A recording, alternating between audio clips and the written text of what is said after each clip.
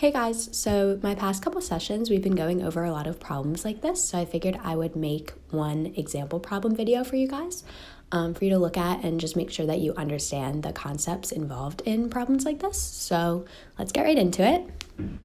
So this problem is giving you a position vector and then asking you to find the dancer's velocity as a function of time.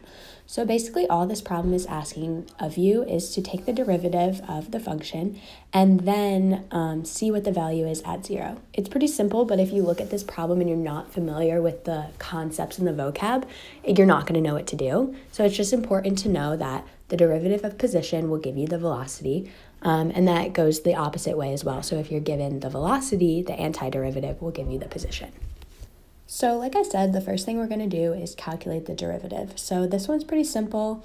You just take the exponent and put it out front and then lower that exponent by 1.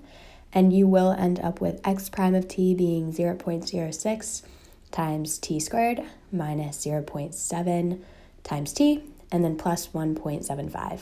And this is all in the I hat direction. And that's pretty much all you need for part A, because it's asking for you to find that dancer's velocity as a function of time, and that's exactly what the derivative will give you.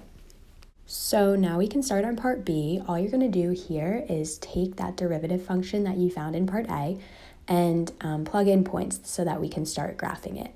The problem asks for a function of time over 12 seconds, so all you have to do is go up to 12 and find the point at each second would be a good interval.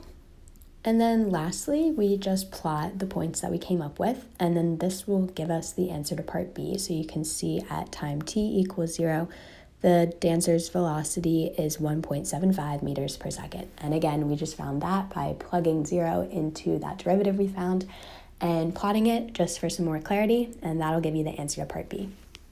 So that's all there is for this problem. I hope that this gave you some clarity for problems like this going forward.